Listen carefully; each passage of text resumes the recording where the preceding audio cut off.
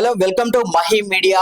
తెలంగాణ రాష్ట్ర వ్యాప్తంగా అనేక అంశాలు అయితే చోటు చేసుకుంటున్నాయి. దీనిలో భాగంగానే కాంగ్రెస్ ప్రభుత్వం అధికారంలోకి రాగానే 10 ఏళ్ల పాలన 16 స్కామ్ల పేరిట అయితే జ్యుడిషియల్ ఎంక్వైరీకి ఆదేశించింది. ఇప్పుడు ఆ ఎంక్వైరీలు కూడా నడుస్తున్నాయి. దీనికి సంబంధించి కూడా మరి బీఆర్ఎస్ పార్టీ నాయకులు ఎద్దేవా చేస్తున్నటువంటి పరిస్థితుల వాటి గురించి మాట్లాడే ప్రయత్నం చేద్దాం. అక్క నమస్తే. అక్క నమస్తే అమ్మా. సో ఏదైతే ఏసీబీ విచారణ ఎదుర్కొన్న తర్వాత కేటీఆర్ మాట్లాడుతూ స్క్రిప్ట్ రాజకీయాలు చేస్తున్నారని చెప్పేసి కూడా మాట్లాడతారు. ఏమంటారు దీని గురించి? అమెరికాలో అంట్లు దొబ్బుకొని వచ్చిన కేటీఆర్ తెలంగాణకు వచ్చి స్క్రిప్ట్ నేర్చుకున్నాడు. లేకపోతే నీకు రాజకీయం ఏం తెలుసు? నీ బతుకుకి అసలు మంత్రి వచ్చేయడం ఎక్కడి నుంచి వచ్చింది? తెలంగాణ ప్రజలు పడేసిన భిక్షం, నీకు ఓటు రూపంలో వేసినటువంటి భిక్షము, కాంగ్రెస్ పార్టీ ఇచ్చినటువంటి స్థానం అది. లేకపోతే నువ్వు బతికెక్కడ ఉంటుండే? స్క్రిప్ట్ అనే మాట కాంగ్రెస్ కి నేర్పిస్తావా? బీఆర్ఎస్ వాళ్ళు నిన్న వచ్చారు, ఈ రోజు ఉన్నారు, రేపు మునిగిపోయేటోళ్ళు. మీకు స్క్రిప్ట్ కావాలి కానీ మాకెందుకు? 140 ఏళ్ళ చరిత్ర ఉన్న పార్టీకి మాకెందుకు స్క్రిప్ట్ చెప్పు నాకు నువ్వు. అందుకనే తప్పు చేసినోడు స్క్రిప్ట్ తయారు చేసుకొని వస్తాడు. విచారణ చేసేటోళ్ళకి ఆల్రెడీ క్వశ్చన్స్ ఉంటాయి, దాని ఆన్సర్లు నువ్వు ప్రిపేర్ అయినావు. ఆల్రెడీ మీ హరీష్ రావు బావ, ఈటల రాజేందర్ స్క్రిప్ట్ తయారు చేసుకున్నారు ఫామ్ హౌస్ లో కూర్చొని. నువ్వు మీ నాయన స్క్రిప్ట్ తయారు చేసుకున్నారు. మాకేం అవసరము? స్కాములు ముంగల కనబడుతున్నాయి, అధికారులు నోటీసులు పంపించారు, లోపల కూర్చోబెట్టి విచారణ చేస్తున్నారు. ఈ 3 మాకు లెక్క, ఇంకా మిగతా వాటితో మాకు పని లేదు. నువ్వు ఎన్నైనా మాట్లాడతావు. మొన్నటిదాకా లొట్టపీస్ కేసు అన్నావు, ఇప్పుడు జైలుకి పోయి కూర్చుంటా అన్నావు. నీకు స్క్రిప్ట్ కావాలి కానీ మాకెందుకు? అప్పుడు ఒక మాట మాట్లాడినావు, ఇప్పుడు అంటే స్క్రిప్ట్ లేక మాట్లాడినప్పుడు ఒకలాగా ఉంటాడు, స్క్రిప్ట్ ఉన్నప్పుడు ఇంకోలాగా. అందుకనే కేసీఆర్ కి ఏమన్నా, కేటీఆర్ ఏమన్నా స్క్రిప్ట్ కేసీఆర్ కి బాగా వస్తాయి మాటలు. 70,000 పుస్తకాలు చదివిండు, వాళ్ళ కొడుకు స్క్రిప్ట్ రూపంలో ఇచ్చిండొచ్చు. అదేమన్నా నేర్చుకొని వచ్చి మాకు మాట్లాడితే ఏం చేస్తాం చెప్పు? సో కాళేశ్వరం కథ ముగిసింది. ఏదో వాళ్ళు పబ్బం గడుపుకోవడానికి కమిషన్ల పేరిట మమ్మల్ని ఇబ్బంది పెడుతున్నారు తప్పితే దీంట్లో తేలేదు లేదు అని చెప్పేసి కూడా ఖరాఖండిగా చెప్తున్నారు. ఏంటి అంత ధైర్యం? అంటే కథ ముగిసింది అంటే 1,00,000 కోట్లు పోయినాయని చెప్పేస్తున్నా మనకి? చెప్పు నాకు. కథ ముగిసిందంటే ఏంది? దాన్ని మూసేయండి, మేము 1,00,000 కోట్లు బాగా జబర్దస్త్గా వేసుకున్నాము, ఇదేం లేదు అని విచారణ మాకు చేయకుండి అనే మాటనే కదా. మొన్ననే 150 కోట్లు ఒక్కొక్క దగ్గర దొరికే చిన్న చిన్న ఇంజనీర్లు, పెద్ద పెద్ద తిమింగలాలు కాదు నేను చెప్పే, చిన్న చిన్న ఏఈలు వాళ్ళు. ఒక దగ్గర 200 కోట్లకు పైగా అక్రమ ఆస్తులు, ఒక దగ్గర 150 కోట్లుగా అక్రమ ఆస్తులు. ఇంత చిన్న చిన్న ఇంజనీర్లే 150-200 కోట్లు ఆ ఇంజనీర్లు దోపిడీ చేసిండంటే పెద్ద పెద్ద తిమింగలాలు ఎంత చేసి ఉండొచ్చు? 30-40% కమిషన్లు కొట్టేసి ఎంత చేసి ఉండొచ్చు? నాకు తెలిసింది 100% ఆ రోజు రీడిజైన్ పేరు మీద 1,00,000 కోట్ల దోపిడీ, 28,000 కోట్లలో కంప్లీట్ అయ్యే ప్రాణహిత చెవెళ్ళని తీసుకొని వచ్చి రీడిజైన్ పేరు చేసి పెట్టి దోపిడీ చేసిండ్రు. ఇప్పుడు ఆ దోపిడే మీకు గొంతుకు యమపాశమై పడింది. మీరు అనుకున్నారు మేమే తోపులము, మాకెవ్వరు లేరు అని బట్టలు చింపుకున్న మీరు మమ్మల్ని ఎవడు అడిగే మొనగాడు పుట్టాడు అనుకున్నారు. కానీ పుట్టిండు ఒకడు, మీకు సంగతి చూపిస్తారు. సో ఇక్కడే ప్రధానంగా మేడిగడ్డను పిల్లలను బాగు చేయడం చేత కాదు కానీ కమిషన్ల పేరిట పబ్బం గడపడమే ప్రధానమైన అంశం. మరి ఎస్ఎల్బిసికి సంబంధించి మరి ఎందుకు వారి హయాంలోనే జరిగింది కదా, దాని మీద ఎందుకు మాట్లాడుతున్నారు? టన్నల్ లో వెళ్తున్నప్పుడు వాళ్ళు లోపలికి వెళ్తుంటే జరిగినటువంటి ఈ అనుకోకుండా జరిగినటువంటి పరిణామం అది.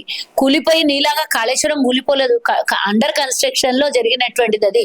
ఎస్ఎల్బిసిలో లోపలికి వెళ్తున్నటువంటి సమయంలో జరిగింది. కానీ మా నాయకులు గాని మా ముఖ్యమంత్రి గాని అందరూ స్పందించి దాని మీద పూర్తిగా 1 రోజులు దాని మీదనే ఉన్నారు. మీలాగా తప్పించుకొని పక్కకి వెళ్ళిపోయి నేను చేసింది తప్పు కాదు అనేసి వదిలేసిపోయేటటువంటి రకం మా వ్యవహారం కాదు. ఏదో కొంచెం చీరిపోయింది, ఏదో కొంచెం కొంగిపోయింది, ఏదో కొంచెం బీడులు బారింది అనేటటువంటి వ్యవహారం కాదు. అది 1,00,000 కోట్ల వ్యవహారము. పూర్తిగా అన్నారం బ్యారేజ్ పూర్తిగా కుంగిపోయింది, ఇంకో బ్యారేజ్ మొత్తం చీరిపోయింది. కుంగిపోవడం అని అంటే పిల్లలు లోపలికి దిగడం అంటే, మొన్నటిదాకా ఏమన్నాడు ఓ రోజు, వాళ్ళే కాంగ్రెస్ వాళ్ళే బాంబులు పెట్టిండొచ్చంట. బాంబులు పెడితే మీదికి లేచి ఎగురుతుంది కానీ లోపలికి పోతుందా? ఏమన్నా పిల్ల టపాసులు అవి, ఏమన్నా పిల్లలు ఆడుకునే దీపావళి పటాకులు, ఏమన్నా బాంబులు పెడితే లోపలికి పోనికి, బాంబులు పెడితే మీదికి రానికి ఏం మాట్లాడతారు కేటీఆర్? ఓ రోజేమో కేసు విషయంలోనేమో, ఈ కార్ రేస్ విషయంలోనేమో ఏమో అన్నాడు కదా, పిచ్చి మాట ఏదో అన్నాడు. ఇది ఏమో కేసు అన్నాడు, ఆ కేసు అయిపోయి ఇప్పుడు జైలుకు పోతా అంటున్నాడు. మళ్ళీ ఇప్పుడేమో మొన్నటిదాకానేమో బాంబులు పెట్టి లేపేసిండు అన్నారు, ఇప్పుడేమో క్రాకులు వచ్చింది దాన్ని సరి చేయండి అంటున్నాడు. క్రాకులు వస్తే సరి చేసి దాన్ని నడిపించేటట్టు గా ఏదైనా ఇల్లుకి ఏదైనా చిన్న పిల్లర్ కట్టిన తర్వాత ఎక్కడన్నా ఒక్క దిక్కు పిల్లర్ కుంగితేనే భయపడి చేస్తాము. అట్లాంటిది 1,00,000 కోట్లు పెట్టి దాని మీద మళ్ళా 24 hours నీళ్లు పారే పిల్లర్ కి నువ్వు ఈ రోజు మళ్ళీ దాన్ని రిపేర్లు చేసి వాడొచ్చు అని అంటే రేపు పొద్దున పడిపోయి కూలిపోతే ఎవరి మీద దొబ్బుదామని, ఎవరి ప్రాణాలని నష్టం కలిగిద్దామని మాట్లాడేటటువంటి దొంగలకు నేను అడుగుతున్నా, అసలు నాణ్యత లేని కట్టడం ఎందుకు కట్టినావు? ఇసుక లోపల కనీసం మెత్తగున్న భూసారంలో పిల్లర్లు ఎట్లా వేస్తారు? దానికి టెక్నికల్ గా ఎంతమంది ఇంజనీర్లు ఏ విధమైనటువంటి సలహా ఇచ్చినా వాళ్ళది పట్టించుకోకుండా కేసీఆర్ ఇంజనీర్ తో సలహాలు తీసుకొని కట్టినటువంటి ప్రాజెక్ట్ ఇంకేమైతుంది? ఆయన 70,000 పుస్తకాలు చదువుతాడు, ఇంజనీర్ తనే, డాక్టర్ తనే, యాక్టర్ తనే, రాజకీయ నాయకుడు తనే, ఇక మొత్తం ప్రపంచంలో ఉన్న చదువులన్నీ ఆయనే చదివాడు కాబట్టి అది లోపలికి కుంగిపోయింది. నిజంగా చదువుకున్నటువంటి ఇంజనీర్ కి ఇస్తే ఇప్పుడు మేము కట్టినటువంటి నాగార్జున సాగరో లేకపోతే శ్రీశైలమో బోల్డ్ అని ప్రాజెక్టులు మేము కట్టిన దేశం మీద రాష్ట్రాలలో, ఆ ప్రాజెక్టులు 70 ఏళ్ళైనా చెక్కు చెదరట్లేదు. మరి మీరు కట్టింది 3 ఏళ్ళు కట్టడానికి బట్టే 3 ఏళ్ళే కూలిపోయాయి, 3 ఏళ్ల లోపలనే. మరి ఎట్టుంటో చెప్పండి కథ? ఇంజనీరింగ్ చదువుకున్న కేసీఆర్ తోని వ్యవహారం అది 1,00,000 కోట్లది కాబట్టి గట్ల ఏడిచింది మన బతుకులు. సో నీళ్ల కోసం పోరాడి తెలంగాణను తెచ్చుకో, అదే ఏడ చెప్పు, ఏడ కొట్లాడి నీళ్ళ కోసం? మా హయాల్లో మేము అధికారంలో ఉన్నప్పుడే ఆనాడు పిజేఆర్ నీళ్ల బిందెల కోసం పోరాటం చేసిండు. శ్రీశైలం నీళ్లు కేటీఆర్ కృష్ణా జలాలను తరలించుకొని పోతుంటే నోరు మూసుకొని కూర్చొని అదే రాయలసీమకు పోయి రతనాల సీమ చేస్తా అని కోడి బిర్యానీ తినేసి వచ్చిన కేసీఆర్, ఇక నువ్వు వచ్చి మాకు కథలు చెప్తే మేము వింటాము. నీళ్ళన్నీ అక్కడ పక్కలోడు తీసుకొని పోతుంటే ఈ రోజు ఉమ్మడి మహబూబ్ నగర్ జిల్లా, ఉమ్మడి రంగారెడ్డి జిల్లా నీళ్లు లేక అల్లాడిపోయినాయి. వాళ్ళ బతుకులు బజార్లో వదిలేసేసి మేము పక్క రాష్ట్రం బాగుంటే చాలు, ఎందుకంటే వాళ్ళకు మీకు లావాదేవీలు, భూమిల లావాదేవీలు ఉన్నాయి, వ్యాపార లావాదేవీలు ఉన్నాయి కాబట్టి వాళ్ళు చేసిన పనికి వాళ్ళు చెప్పిన మాటకి కట్టుబడి ఉన్నావు. కానీ ఆ రోజు కృష్ణా నీళ్ళ మీద కొట్లాడలేదు, నోరు మూసుకొని ఫామ్ హౌస్ లో పండుకున్నావు. ఈ రోజు మేము కష్టపడి నీళ్ళ కోసం కొట్లాడినాం అంటే కొట్లాడకేం క్యాప్చర్ అంతే. నీళ్లు, నిధులు, నియామకాలు, నీళ్ల మీద 1,00,000 కోట్లు సర్వనాశనం చేస్తేవి, నియామకాలు మీ కొంపకే వచ్చే ఉద్యోగాలు ఇంకేమున్నాయి చెప్పు? తెలంగాణలో మిగిలింది ప్రజలకు అప్పులు కాక 4 కోట్ల మంది జనాభాకి 8 లక్షల కోట్ల అప్పు చేసి పెడితే ప్రతి ఒక్క తెలంగాణ పుట్టిన ప్రతి ఒక్క బిడ్డనెత్తి మీద 2 లక్షల అప్పు ఉన్నది. నువ్వు అప్పు చేస్తే మేం భారం మోస్తున్నాం. ఎందుకు మోస్తున్నాం ఇది? నేనెవరు 2 లక్షల అప్పు కట్టడానికి? నేను ఈరోజు నీళ్ళకు ట్యాక్స్ కడుతున్నా, నేను ఈరోజు కరెంటుకు ట్యాక్స్ కడుతున్నా, నడవనికి రోడ్డు మీద ఉన్న వాహనాలు తిరగడానికి ట్యాక్స్ కడుతున్నా. అన్ని ట్యాక్సులు కట్టి నువ్వు చేసిన అప్పు నేనెందుకు మోయాలి? అయినా మోస్తున్నాము. ఈ భారాన్ని ప్రభుత్వం కష్టాలతోని తీర్చేయాలని మా ప్రభుత్వం ముంగల్కొస్తే ప్రజల మీద భారం ఇంకా పడొద్దు అని మేము అన్ని యాంగిళ్లలో ప్రయత్నం చేస్తుంటే మా మీద ఆరోపణలు, మా మీద షెటైర్లు, మా మీద ఇష్టం వచ్చినట్ల వ్యతిరేక విధానాలు ఎందుకు చేస్తున్నారు మీరు? నాకు అర్థమైతలేదు. సో నీళ్ల గురించే మాట్లాడదాం. గత ప్రభుత్వంలో కృష్ణా నది జలాలను రాయలసీమకు తరలించిందని చెప్పేసి చెప్తున్నారు. సో ఇప్పుడు గోదావరి జలాన్ని ఖాళీ చేసేటువంటి బంకచెర్ల ప్రాజెక్ట్ అయితే నిర్మాణం జరుగుతుంది. ఎందుకు దీని మీద కాంగ్రెస్ పార్టీ మాట్లాడట్లేదు అని చెప్పేసి విమర్శలు వస్తాయి. మేము బంకచెర్ల దాని మీదే కొట్లాడుతున్నాం కదా, దాని మీదే మా యుద్ధం కదా ఈ రోజు. దాని మీద వీళ్ళు ఇష్టం వచ్చినట్ల బంకచెర్ల ప్రాజెక్ట్ అంటే ఇది కాళేశ్వరం లేకపోతే అది ఎట్లా కడతారని ఇష్టం వచ్చినట్ల బూతులు తిడుతున్నారు. ఎట్లా సాధ్యమవుతుందని కేటీఆర్ అడ్డం వచ్చిన నోటికి వచ్చిన మాటలని కూతలు కూస్తున్నాడు. ఫస్ట్ నోరు అదుపులో పెట్టుకోమని కేటీఆర్, తర్వాత మిగతా అన్ని మెల్లమెల్లగా సద్దు ముడుగుతాయేమో. నువ్వు జైలుకు పోయినాక అలా కూర్చొని మేము మహాభారతము, రామాయణము పుస్తకాలు ఇస్తాము, రామకోటి, మహాభారతం కోటి అట్లాంటివన్నీ రాసుకుంటా కూర్చో.